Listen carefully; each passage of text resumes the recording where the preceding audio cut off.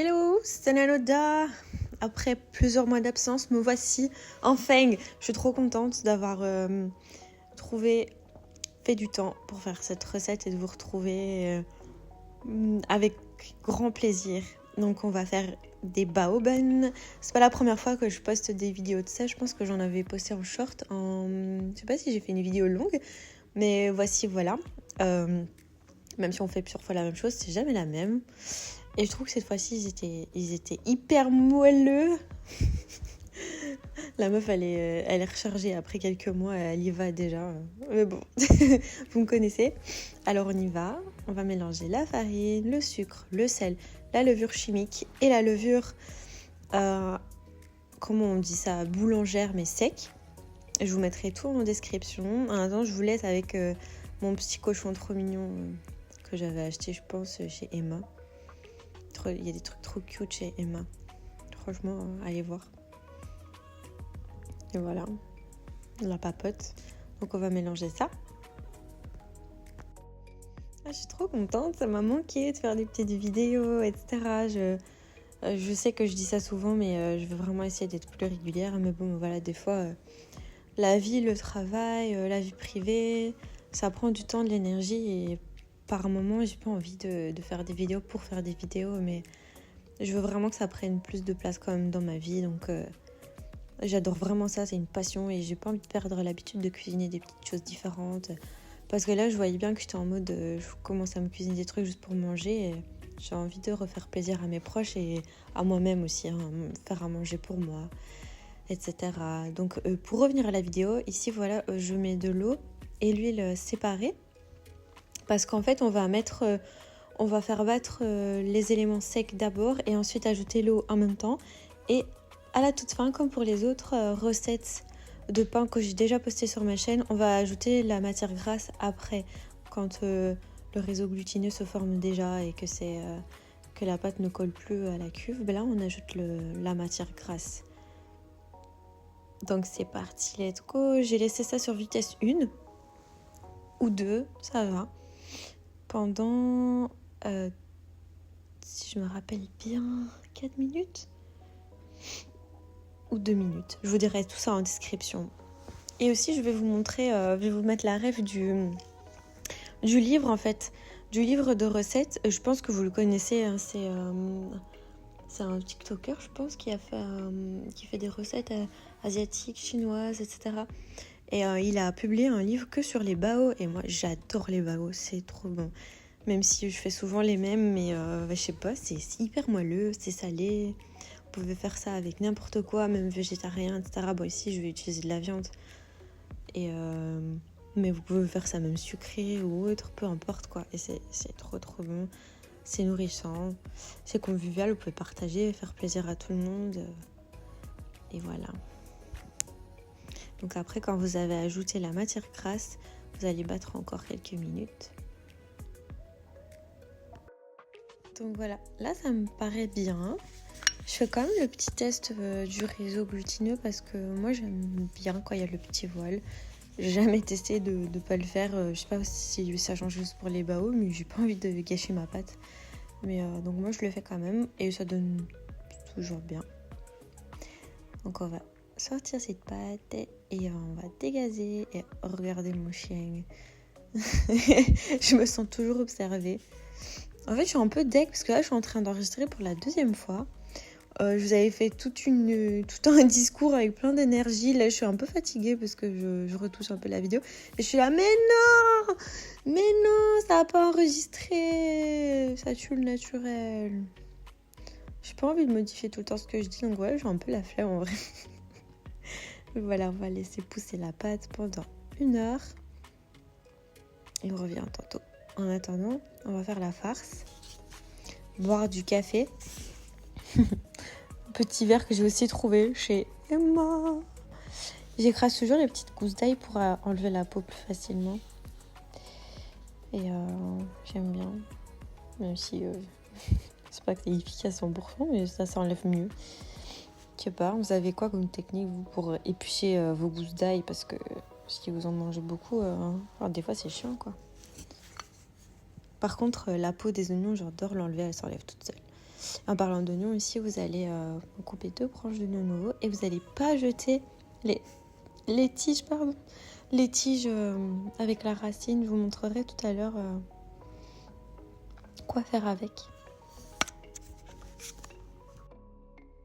Et voilà, on va mettre la viande. Enlever le petit, je sais pas ce que c'est, papier qui est toujours en dessous. Donc on va incorporer l'ail. Je les râpe, comme ça il s'intègre vraiment partout dans la farce. Pas des gros morceaux, mais plein de petits morceaux pour que l'arôme vraiment se diffuse partout. Ah oui, faites pas attention, il y a des champignons à côté, mais je les ai pas utilisés parce qu'en fait, je ne peux pas les mettre crus dans la farce. Ah oui, et on ajoute du gingembre.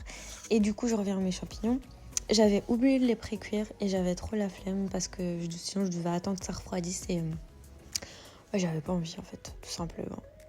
Donc, je ferai des pâtes avec. Et là, on va mettre 4 cuillères à soupe de sauce soja. Ensuite, vous allez mettre 2 cuillères à soupe de sauce d'huître. J'en ai enfin trouvé chez Sheila au magasin asiatique. Enfin, c'est pas que je l'ai trouvé.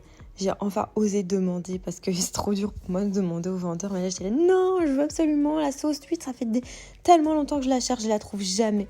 Je me suis trompée, j'avais acheté... Oui, c'est satisfaisant de nettoyer la table, vous avez vu. Hein. J'avais acheté sauce fish, etc. Et c'est pas la même chose en fait. ChatGPT me l'a dit, hein. C'est pas la même chose.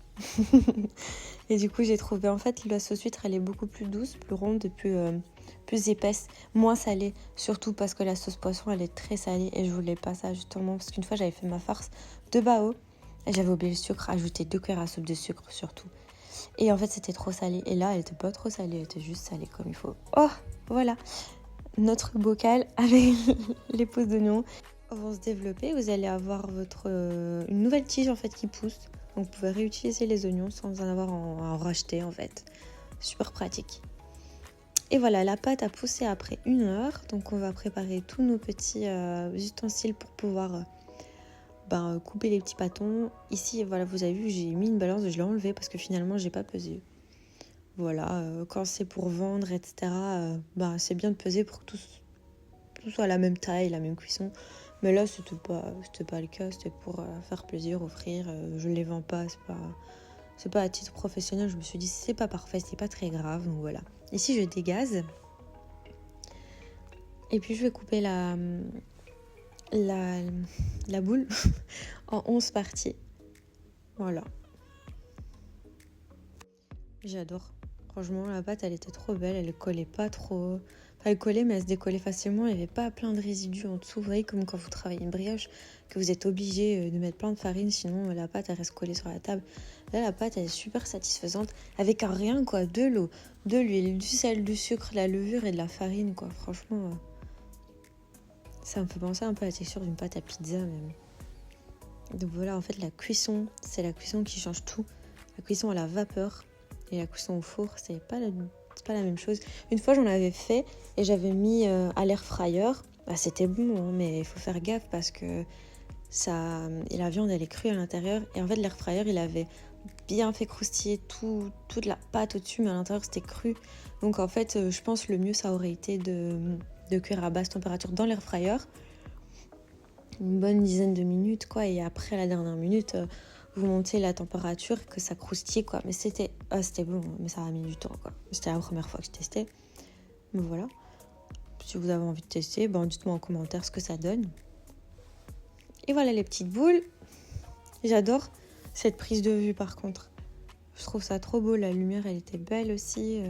C'est ça qui est bien de faire des vidéos. J'aime bien tester des trucs avec un rien, juste l'iPhone. Ah oui, je vous montre ici. En fait, la particularité des baos, c'est la façon dont vous allez aussi l'aplatir. Vous voyez, vous avez une boule au-dessus. C'est parce qu'en fait, vous devez aller avec le rouleau de l'intérieur vers l'extrémité, mais sans passer par le milieu. Donc ça va donner une boule et les côtés vont être bien tirés. Donc après, vous allez prendre une petite cuillère, comme vous avez vu, une cuillère ronde ou autre, peu importe. Moi, j'ai pas fait des boules au préalable, donc voilà, j'ai utilisé cette petite cuillère comme les mini cuillères à glace. Et après, vous allez mettre sur la petite plateforme du milieu qui ressort. Et vous allez essayer de faire les plis. Moi, là, mon premier, il est vraiment raté, mais bon. Donc, vous voyez, ici, je vais pas au milieu. je fais mes petits plis. Voilà, les autres c'était un peu mieux. En fait, si vous faites pas bien ça, le seul risque c'est que ça s'ouvre à la cuisson, c'est pas top quoi. Mais en vrai, ça va avec l'entraînement. Je suis pas encore au mode professionnel, mais ça fait tellement d'années que j'essaye de le faire. Mais bon, voilà. Vous allez laisser pousser encore 1 heure, boire une gorgée de café comme moi. Je crois que je regardais à la télé, ouais, je regardais Madiba. Madiba avec ses règles, il est trop drôle. Et donc voilà, vous laissez pousser 1 heure, ça va pousser et vous préparez votre eau. Faites gaffe de ne pas vous brûler. Faites pas comme moi, prenez pas le panier comme ça. Mais c'était juste pour vous montrer. En fait, vous ne devez pas remplir à fond l'eau, hein, mais un petit fond, pas à fond. Et pas trop bouillir non plus. Et puis quand c'est chaud, vous allez mettre 10 minutes pour commencer. Mais vu que mes baos, ils étaient énormes, en fait, j'ai mis bien 15 minutes, 16-17 quoi. Alors, en fait, il faut que la viande à l'intérieur cuise. Hein. Et voilà, ils sont sortis énormes, bien moelleux, bien chauds là. Ça me fait vraiment penser, je sais pas si c'est ma mémoire qui me joue des tours, mais un Ghibli. Je sais plus dans lequel, je sais pas si c'était un voyage de Chihiro ou un autre où ils mangeaient des pains comme ça là. Oh, ça a l'air tellement bon, genre, et savoir le faire à la maison, c'est hyper satisfaisant. Vous faites ça, vous vous mettez devant un Ghibli et vous vivez votre meilleure vie. Regardez-moi ça, il fait la taille de ma main, c'était trop bon. Ouais, voilà. Et en fait, j'ai pas mis énormément de viande à l'intérieur, mais la sauce a bien imbibé le pain, donc à chaque bouchée, ça goûte ce petit goût salé de viande et de sauce soja. Voilà, c'est tout pour moi. J'ai plus de salive. Gros bisous. Abonnez-vous. Likez. Bisous.